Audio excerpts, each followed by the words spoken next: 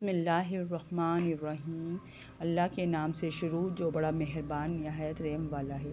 السلام علیکم دوستو، کائنات اسلام میں خوش آمدید۔ ایک پیاری دعا کے ساتھ، اے رب کائنات، ہم تیرے پاک نام سے دن کی ابتدا کرتے ہیں۔ یا رب، ہمارے دین و دنیا بہتر فرما اور اپنے لامحدود خزانوں سے رزق حلال عطا فرما۔ مجھے اور مجھ سے جڑے تمام احباب کے لیے آسانیاں عطا فرما، آمین ثم آمین۔ ویوز، آج میری ویڈیو کا موضوع ہے امی کی نصیحت۔ یہ عبدالقادر جیلانی کی امی نے جو نصیحت کی ہے اس کے بارے میں چلیں شروع کرتی ہوں۔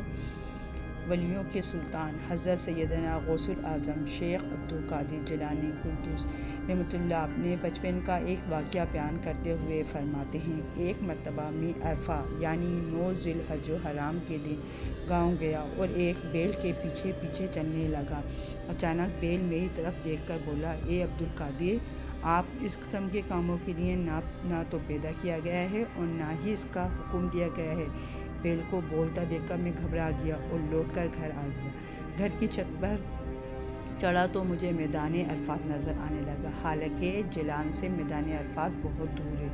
میں اپنی امی جان کی خدمت میں حاضر ہوا اور عرض کیا، آپ مجھے راہ خدا میں وقف کر دیجیے اور علم دین حاصل کرنے کے لیے بغداد جانے کی اجازت بھی عطا فرما دیجیے۔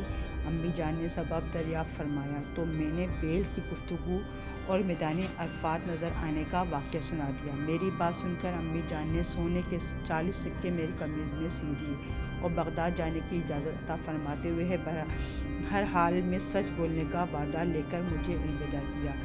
میں بغداد جانے والے ایک چھوٹے سے قافلے کے ساتھ روانہ ہو گیا۔ راستے میں 60 ڈاکو ہمارے قافلے میں ٹوٹ پڑے اور سارا قافلہ لوٹ لیا، لیکن کسی نے مجھ کو کچھ نہ کہا۔ ایک ڈاکو میرے پاس آ کر پوچھنے لگا، تمہارے پاس کیا ہے؟ میں نے جواب دیا، سونے کے 40 سکے۔ ڈاکو بولا، کہاں ہیں؟ میں نے کہا، قمیص کے اندر سلے ہوئے ہیں۔ ڈاکو اس بات کو مذاق سمجھتا ہوا چلا گیا۔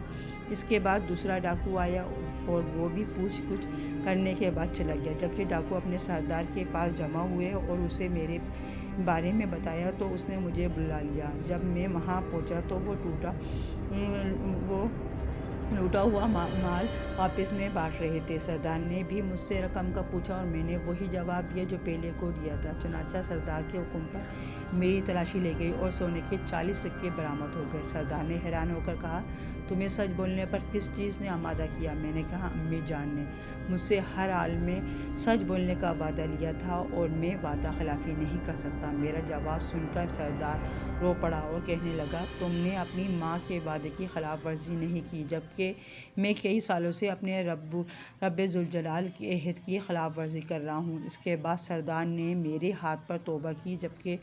جب بقیہ ڈاکو نے یہ منظر دیکھا تو بولے، آپ ڈکیتی میں ہمارے سردار تھے تو اب توبہ کرنے میں بھی ہمارے سردار ہیں۔ چنانچہ بقیہ ڈاکوؤں نے بھی توبہ کر لی اور قافلے والوں کا مال بھی واپس کر دیا۔ یوں یہ پہلا گروہ تھا جس نے میرے ہاتھ پر توبہ کی۔